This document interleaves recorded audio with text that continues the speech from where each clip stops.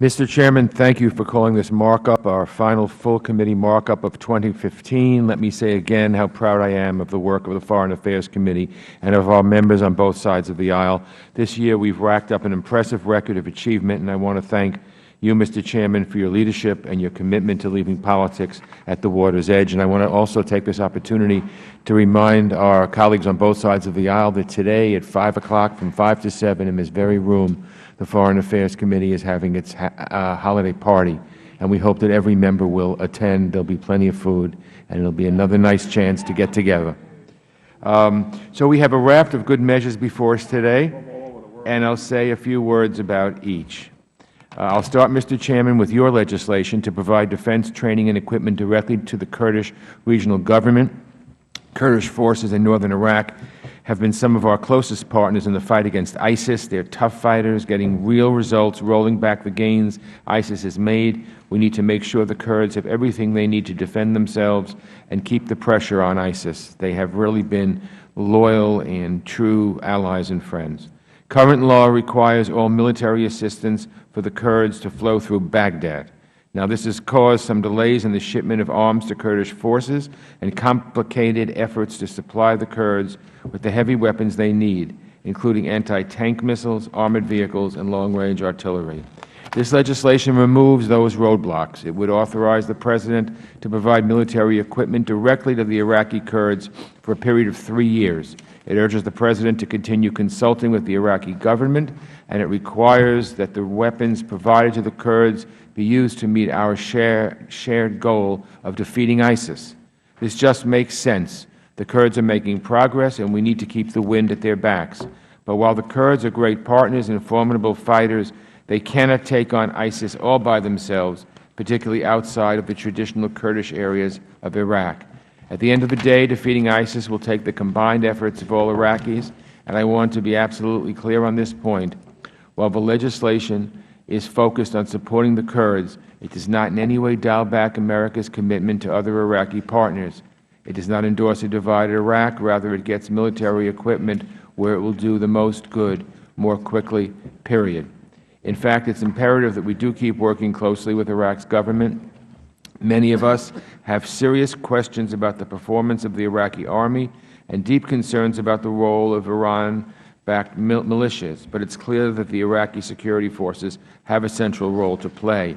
On another day, we can talk about the Kurds, because I think the Kurds are a people that deserve international support, and that is another issue to talk about later on.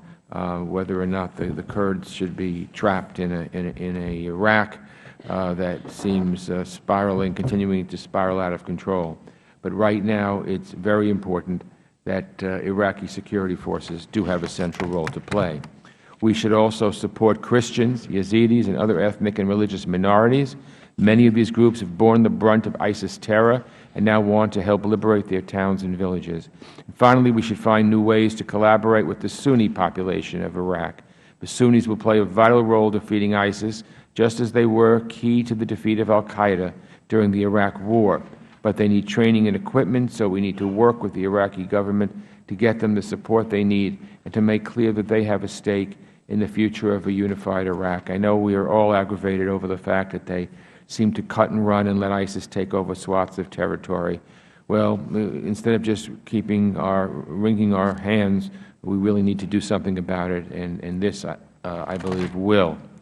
Next, I will turn to Mr. Poe and Mr. Sherman's bill to combat the use of social media by terrorist groups.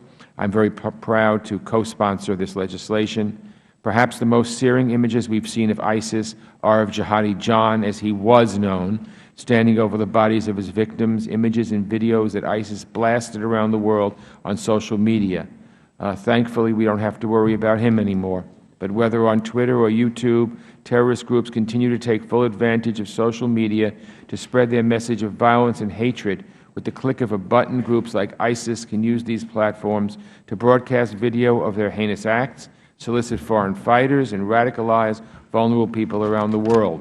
We need a strategy to push back against terrorist use of social media, to foster greater collaboration between government and private sector companies, and to help identify and stop terrorist activities online. This bill calls for that strategy and will help us take on ISIS and other groups on the virtual battlefield. I urge all of my colleagues to support it. Moving on, I am happy to support this Taiwan Naval Support Act, sponsored by Mr. Sherman, the ranking member of our Subcommittee on Asia and the Pacific. I am a strong supporter of Taiwan, and I think Taiwan needs to maintain a strong defense. Nearly a year ago, the Naval Vessel Transfer Act was signed. This bill authorized the sale of 4 guided missile frigates to Taiwan. Taiwan is ready to buy at least 2 of them, and restoration is underway, but Congress has yet to be notified of a transfer. Now, in my view, we should be seeing even more regular transfers of equipment that would help shore up Taiwanese security. I know sales to Taiwan are always a touchy issue because our dealings with China are sensitive. We don't want to derail our work with China on issues of mutual concern, but our desire not to upset Beijing shouldn't come at the expense of Taiwan's security. This bill would require the President to commit to a timeline for these sales and communicate that timeline to Congress. It wouldn't force a deadline, but it would let us know that these sales are on track. We owe at least this much to our friends and partners in Taiwan. I support this legislation and urge my colleagues to do the same. I also want to voice my support for Mr. Yoho's resolution condemning the use of chemical weapons in Syria, and I thank him for his work on this measure. 2 years ago, the world was shocked when the Assad regime killed 1,400 of its own people, including hundreds of children in a chemical weapons attack in the outskirts of Damascus. In response to pressure from the international community, including the threat of force from the U.S., the Assad regime agreed to give up all of its chemical weapons and join the Chemical Weapons Convention. But even before I wrote the Syria Accountability Act a decade ago, I never trusted Assad to keep his word. And true to form, he hasn't lived up to the letter or spirit of what he promised to do. Congresswoman Ross-Lehtinen partnered with me on the Syria Accountability Act when few knew about Assad, but we knew about Assad, and we knew that Assad was a negative force in the region, to say the least. Many experts believe that Assad failed to declare all of his banned chemical weapons to the international community. And we know for a fact that the regime has increasingly used chlorine as a chemical weapon, which is prohibited under the Chemical Weapons Convention. This resolution condemns the Assad regime's use of chlorine as a chemical weapon, calls for those involved in this unlawful activity to be held accountable, and urges the Administration to support efforts to collect evidence of the use of chemical weapons in Syria. And lastly, let me thank Mr. Sires for offering this resolution supporting press freedom in Latin America and the Caribbean, and condemning violence against journalists. I am deeply troubled that the freedom of the press is under grave threat in some countries right here in our neighborhood. We hear a great deal from regional leaders in the Americas when electoral democracy is at risk, and I appreciate this. Unfortunately, we hear too little about the subtle challenges to democracy, particularly violations of press freedom. When the Ecuadorian government threatened to close down Fundamentos earlier this year, Chairman Royce and I strongly condemn the effort. Fortunately, President Correa relented in the face of international condemnation. But this is just one example. Violence against journalists has become a scourge in the Americas. Being a journalist in Colombia, Mexico, and Honduras is a very dangerous business. Of course, there is no press freedom in Cuba.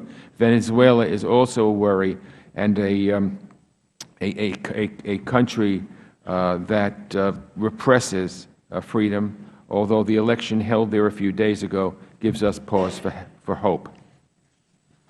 This resolution shines a light on the problem and urges these governments to do more to provide protection to those journalists under threat, and I am pleased to support it. So once again, Mr. Chairman, thank you for your leadership and for bringing all these measures forward today. I yield back. Thank you, Mr. Engel. We now go to